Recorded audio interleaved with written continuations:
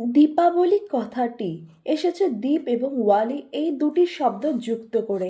দীপ কথার অর্থ প্রদীপ এবং ওয়ালি কথার অর্থ শাড়ি, অর্থাৎ দীপাবলি কথার অর্থ প্রদীপের শাড়ি। সারি সারি প্রদীপ জ্বালিয়ে বাড়ির এবং চারপাশের সকল অন্ধকার দূর করাই হলো এই উৎসবের লক্ষ্য।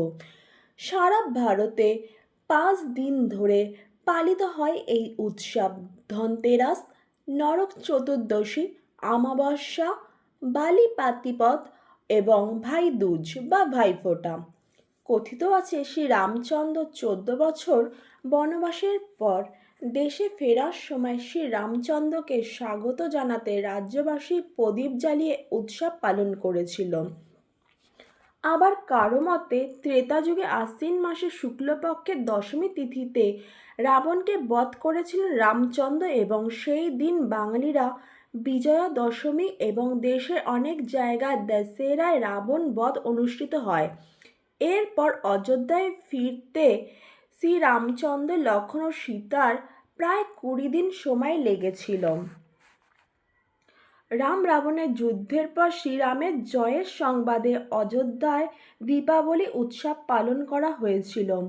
সকল ভারতবাসী তথা বিশ্ববাসী কাছে দীপাবলি হলো আলোর উৎসব। এছাড়াও মহাভারতে আছে যে ভূদেবী ও বরাহ পুত্র নরকাসুর খুব শক্তিশালী ছিলেন। তিনি স্বর্গমর্ত্য দখল করে প্রবল অত্যাচার শুরু করেন। শ্রীকৃষ্ণ নরকাসুরকে বধ করেন। তার প্রাসাদে বন্দী 16,000 নারীকে উদ্ধার করেন।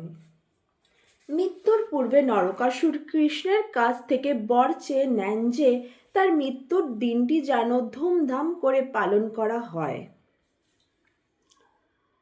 এছাড়াও জৈনদের মতে 527 খ্রিস্টপূর্বাব্দে মহাবীর দীপাবলির দিনই মোক্ষ বা নির্বাণ লাভ করেছিলেন। এছাড়াও শিখগণ দীপাবলির দিনটি বন্দিছোড় দিবস হিসাবে পালন করে থাকে।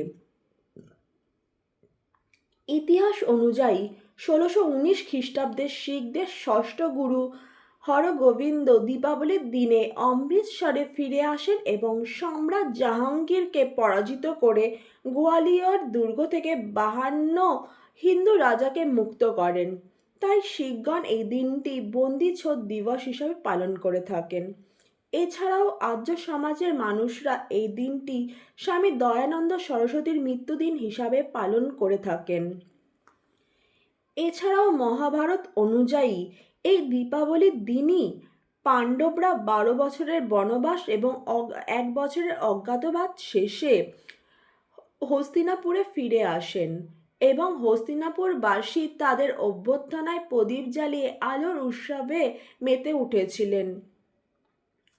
আবার কিছু আঞ্চলিক নিয়ম অনুসারে আকাশ প্রদীপ প্রজ্বলনের রীতি আছে, যাতে পিতৃপুরুষগণ এই আলো দেখে মর্তে আসতে পারে। দীপাবলির প্রদীপ জ্বালানো অমঙ্গল বিতরণেরই প্রতীক।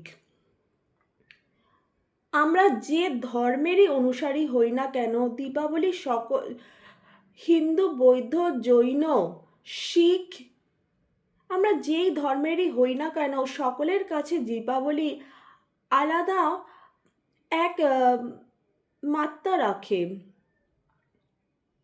আসুন উপনিষদ হতে উক্তি আমরা এই পণ করে করি যে অসৎ হতে সত্যে নিয়ে যাও, অন্ধকার হতে জ্যোতিতে নিয়ে যাও, মৃত্যু হতে অমরত্বে নিয়ে যাও, সর্বত্র যেন ছড়িয়ে পড়ুক শান্তির বার্তা। শুভ দীপাবলি। সকলের দীপাবলি খুব ভালো কাটুক।